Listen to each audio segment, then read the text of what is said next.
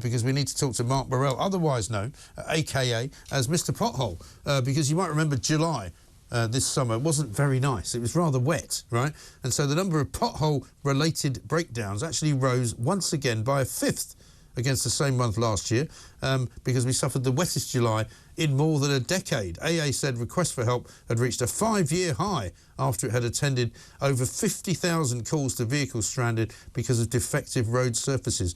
A friend of mine ran his car into a pothole and got a puncture straight away. Didn't even, get a slow puncture, just went bang. Wheel gone, you know, tyre gone, had to get the car towed, had to get a new wheel. I mean, just ludicrous, the amount of damage that's being caused to people's cars. Mark, a very good morning to you. Welcome back. Good morning, Mike. Seems to be quite regular. Well, it does, doesn't it? It's not getting any better, is it? In fact, if anything, it's getting absolutely bloody worse. Now, if we had a wet July, and we've had a relatively dry August so far, reasonably nice August actually, does that make it worse as well, because the heat will then do something to the roads?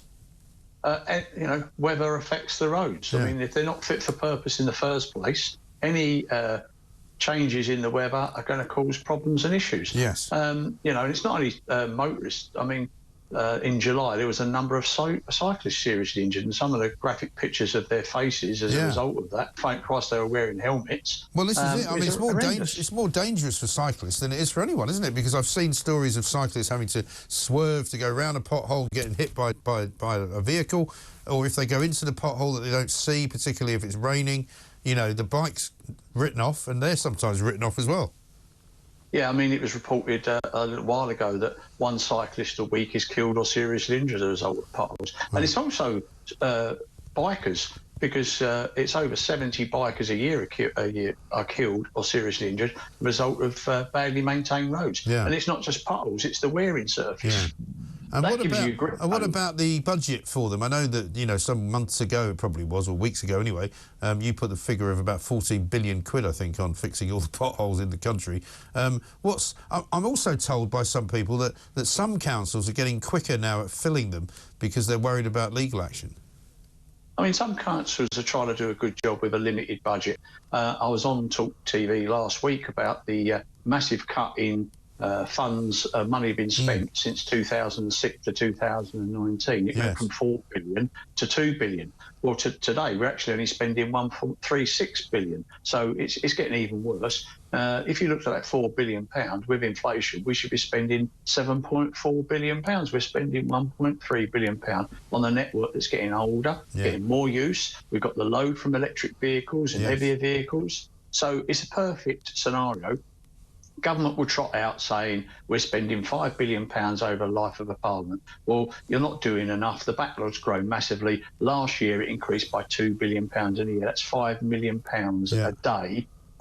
So, you know, let's actually do a long-term investment plan to resurface our roads. This managing a declining asset becomes untenable. And let's see what happens the next election. I think they'll set up a national pothole party. Well, some of the things that I think people haven't taken into account, and I would say should be taken into account, is in addition to the electric cars and the heavy nature of those, and electric vans as well, which must be even heavier, electric buses, we've also now got 5 million more people living in this country, according to official government statistics, which are probably a low end of immigration. 5 million more people since, say, 2010, 2012. Now, that's got to mean probably several million more cars, hasn't it? And also, you've got all these delivery vans out delivering stuff for people who think it's a great idea to order everything online. You know, there must be more pressure now on the roads in terms of the numbers of vehicles than ever. Yeah, you're right, and it's the blood supply of the UK economy. And yes, that increase in population on cars, I did some research that government are pulling in extra £20 billion a year as a result of increased motorists and vehicles on the road, and the increase in fuel duty and VAT as a result of it. Yeah, well, I mean, so they're quite enjoying the extra VAT because they always like a bit of indigenous tax coming in. In fact, we learned just the other day that the Chancellor of the Exchequer, Jeremy Hunt, is going to be receiving something like 40 billion extra quid in tax this year. Some of it's VAT, some of it's income tax, some of it will be fuel tax, no doubt, as well. And he's wondering what to do with it. Well, you know, he could certainly put some of it towards the potholes, couldn't he?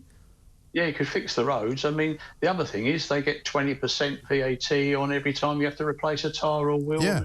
bill. Right. So, you know, are they generating £1 billion in Happy days. as a result of damage? Yeah. Yeah. I mean, they win-win-win, apart from the poor old taxpayer who's got problems with, you know, the economic crisis and the situation.